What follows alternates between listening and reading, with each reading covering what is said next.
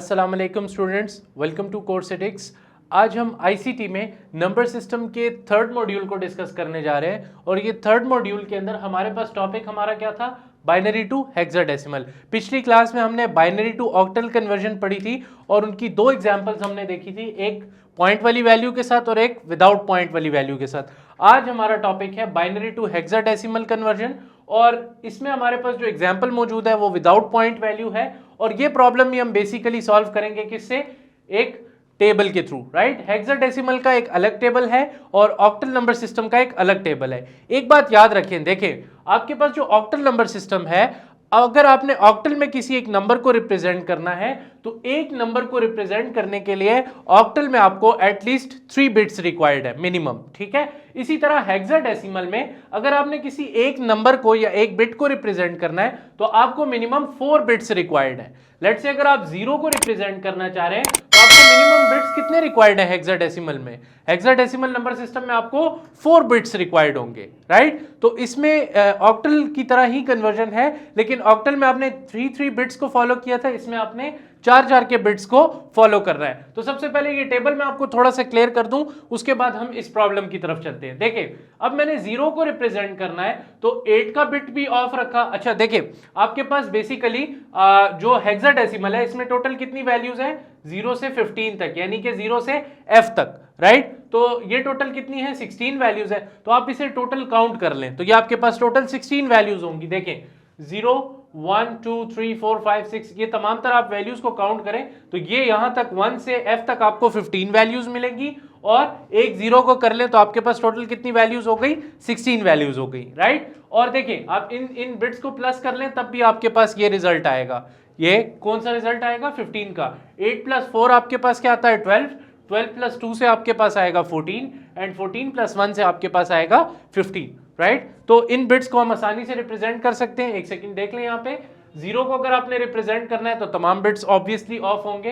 अब अगर मुझे 1 को रिप्रेजेंट करना है तो 8 का बिट भी ऑफ है, 4 का बिट भी ऑफ है, 2 का बिट भी ऑफ है एंड 1 का बिट ऑन रखना है आपने, राइट। इसी तरह अगर मुझे 2 को रिप्रेजेंट करना है तो देखिए 2 वाला बिट सिर्फ ऑन है, बाकी तमाम तर बिट्स आपके पास क्या है, ऑफ है।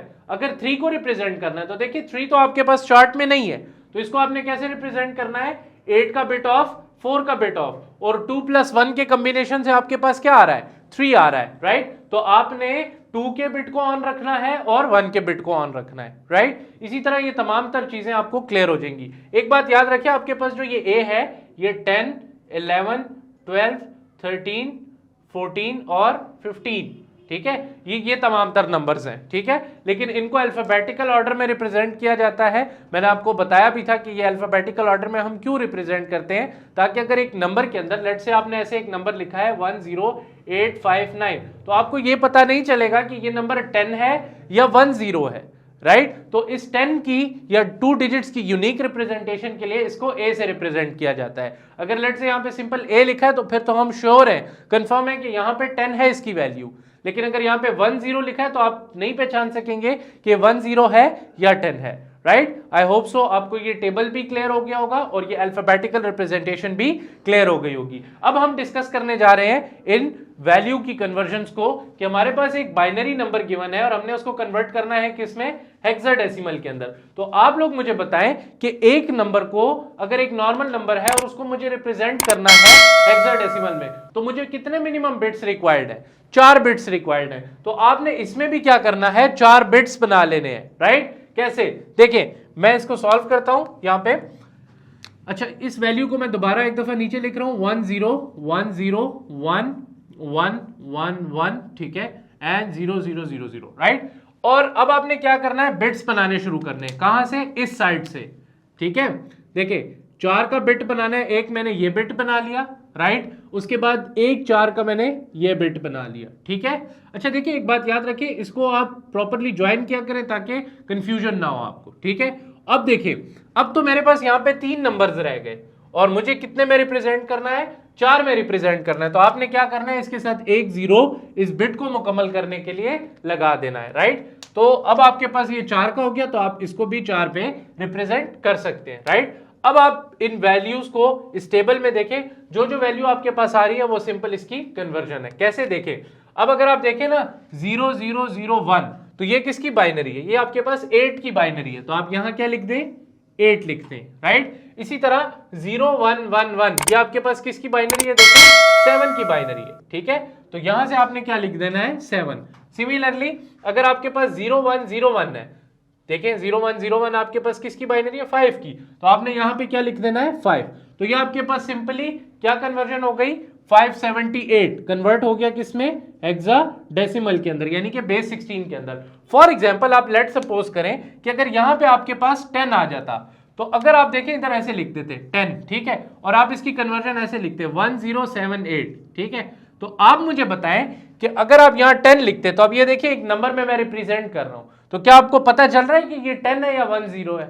राइट, आपको पता नहीं चल रहा। लेकिन अगर आप इधर ऐसे लिखेंगे a, ठीक है, तो ये अब आपको क्लियरली पता चलेगा कि ये क्या है? आपके पास 10 7 8 है, ठीक है, ताकि इस 10 की यूनिक रिप्रेजेंटेशन हो। इसी तरह तमाम तर जो डबल डिजिट नंबर्स है इनको इसी तरह अल्फाबेटिकल ऑर्डर में ही रिप्रेजेंट किया जाता है, ठीक है। तो 0 1 0 1 की आप बाइनरी दोबारा लिख लें। यहाँ पे आपके पास क्या आ रही है? यहां से 5 आ रहा है, राइट। तो आपका रिजल्ट आ जाएगा क्या?